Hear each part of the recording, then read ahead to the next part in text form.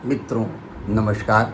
मैं सुबोध सिंह शिवगीत आज कहानी एक ऐसे कथाकार की लेकर आया हूँ जो टीपी पोद्दार साहब हैं। अपने यहाँ बैंक कर्मी थे। उनके दो संकलन कथाओं के आए, लघु कथाएँ हैं, एक से एक लघु कथाएँ। बंद खिड़कियाँ एक संकलन है।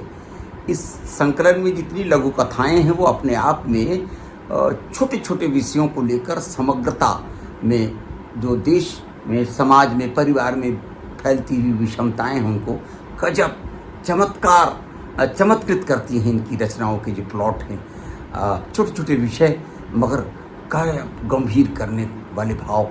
हमको लगता है कहानियाँ अपने छोटे कलेवर में समाज का जो ढांचा है, समाज का जो ताना बाना है, कैसे बिखर रहा है। आज हम अपने परिवार में रहकर भी कैसे परिवार से दूर हैं, समाज में कैसे कैसे बहुरूपीय समाज का नेतृत्व कर रहे हैं और संवेदना किस तरह दिनों दिन घटते चली जा रही है। इन तमाम परिवार से लेकर समाज और समाज से लेकर राष्ट्र की समस्याओं को अपनी लघु कथाओं में समेटने का अद्भुत प्रयास किया है टीपी पोद्दार साहब ने। वैसे तो ये बैंक कर्मी रहे, अवकाश प्राप्ति के बाद ये कथा लेखन के क्षेत्र में काफ़ी तेज़ी से काम कर रहे हैं। वैसे तो जीवन भर कहानियाँ, कविताएं, पेंटिंग से जुड़े रहे। तो मैं आज टीपी पोद्दार साहब की बंद खिड़कियाँ, जो उनकी एक पुस्तक है, उससे एक छोटी सी कहानी जो मुझको बहुत प्रभावित की, वृद्ध विमर्श को लेकर है कि आज घर में बूढ़े अपना सब कुछ लगा कर भी कैसे हारे हुए दाव के खिलाड़ी की तरह जी रहे हैं। बेटे बेटियां जिनके लिए हम अपना सर्वस्व न्यौछावर करते हैं, पूरी ज़िंदगी लगा देते हैं, जिनके लिए धन, जिनके लिए सुविधाएं, जिनके लिए भोजन, वस्त्र, आवास इकट्ठा करते करते हम कब बूढ़े हो जाते हैं पता नहीं चलता। और जब हम उनके सहारे जीने की स्थिति में आते हैं तो वो कैसे आंखें बदल लेते हैं, आंखें फेर लेते हैं, अपने दायित्व बोध से मुकर जाते हैं। चलिए सीधे सौदागर कहानी में सुनाता हूँ। कहानी बहुत छोटी है मगर गंभीर विषय को कैसे सरलता और सहजता से टीपी पोद्दार साहब ने व्यक्त किया है, आज मैं आपके सामने रखता हूँ। कहानी का शीर्षक है सौदागर। कि बनवारी लाल जी को सेवानिवृत्त हुए 15 वर्ष हो गए थे। बनवारी लाल जी को सेवानिवृत्त हुए 15 वर्ष हो गए थे। सेवानिवृत्ति के बाद पति पत्नी गांव के पैतृक मकान में रहते थे। सेवानिवृत्ति से मिली राशि में से कुछ मकान की मरम्मती में खर्च किया और बाकी बैंक में जमा कर दिया था। पेंशन की राशि से दोनों का गुजारा अच्छी तरह से हो जाता था। कुछ बच भी जाता था जो बैंक में ही जमा रहता था। एक ही बेटा था। आजकल लोग अक्सर ऐसा करते हैं कि बेटे की परवरिश बढ़िया हो इसलिए एक ही बेटा रखना चाहते हैं, मगर देखिए क्या होता है।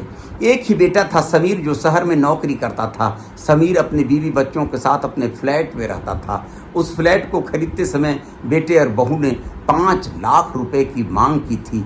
बनवारी लाल जी रुपए देने के पक्ष में नहीं थे, लेकिन पत्नी के आग्रह पर देना पड़ा था। साल में 1-2 बार पति पत्नी बेटे के पास चले जाते थे, परंतु वहाँ उनका मन नहीं लगता था। जब भी जाते बेटे बहू को आर्थिक रूप से मदद ही करते थे। 2 साल पहले पोते के एडमिशन के लिए 2 लाख रुपए की मांग हुई। पोते के भविष्य का प्रश्न था, इसलिए मना नहीं कर पाए। बेटे बहू उनकी सेवा तो करते, परंतु बनवारी लाल जी को उनकी सेवा में भावनात्मक रिश्ता कम, आर्थिक रिश्ता ज़्यादा दिखता था। भावनात्मक रिश्ता कम, आर्थिक रिश्ता ज़्यादा दिखता था। यही कारण था कि वे ज़्यादा दिन वहाँ रह नहीं पाते थे। वे गांव में ही रहना पसंद करते थे, जहाँ वे खुलकर जी सकते थे। अपने गांव में रहना इसलिए पसंद करते थे कि गांव में खुलकर जी सकते थे। पत्नी उनके लिए ऊर्जा थी, जो उनको जीने की ताकत देती, उनकी हिम्मत बढ़ाती थी। एक दिन उनकी हिम्मत टूट गई जब उनकी पत्नी उन्हें छोड़कर हमेशा के लिए विदा हो ली। हिम्मत टूट गई जब पत्नी विदा हो ली। श्राद्ध कर्म खत्म कर समीर अपने पिता को अपने फ्लैट में ले आया शहर। बहू बहुत खुश थी। खुश इसलिए नहीं कि ससुर की सेवा का मौका मिला। बहू खुश इसलिए नहीं कि ससुर की सेवा का मौका मिला, बल्कि उसकी नज़र ससुर के पेंशन और जमा रकम पर थी। समीर ने उनका पेंशन खाता भी ट्रांसफ़र करवा लिया। वो गांव वाले पोस्ट ऑफिस से शहर में ट्रांसफ़र करवा लिया।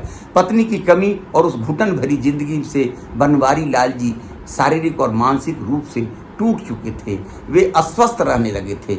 एक दिन उनकी तबीयत बहुत ज़्यादा खराब हो गई। समीर अपने पिता को गाड़ी में बिठाकर अस्पताल के लिए रवाना हो गया। साथ में बहू भी थी। पिता को दिखाने के लिए अस्पताल के लिए रवाना हो गया। बहू भी साथ थी। अस्पताल पहुंचने से पहले गाड़ी बैंक के पास रुकी। समीर उतरकर बैंक के अंदर गया और एक फॉर्म हाथ में साथ लेकर लौटा। साथ में एक बैंक के अधिकारी भी थे। फॉर्म लेकर लौटा और साथ में एक बैंक के अधिकारी भी थे। फॉर्म भरकर पिता को हस्ताक्षर करने के लिए कहा। ले जाना था अस्पताल, मगर गाड़ी रुक गई। बैंक के पास बेटा फॉर्म और एक अधिकारी के साथ लौटा और पिता को हस्ताक्षर करने के लिए कहा। बनवारी लाल जी प्रश्नात्मक मुद्रा में समीर को देखा। समीर को देखा। पापा, यह नॉमिनी फॉर्म है, हस्ताक्षर कर दीजिए। बनवारी जी ने कोई आपत्ति नहीं की।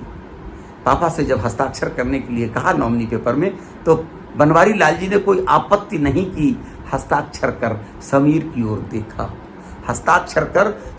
ओर देखा। उन्हें लगा सामने बेटा नहीं, एक चतुर सौदागर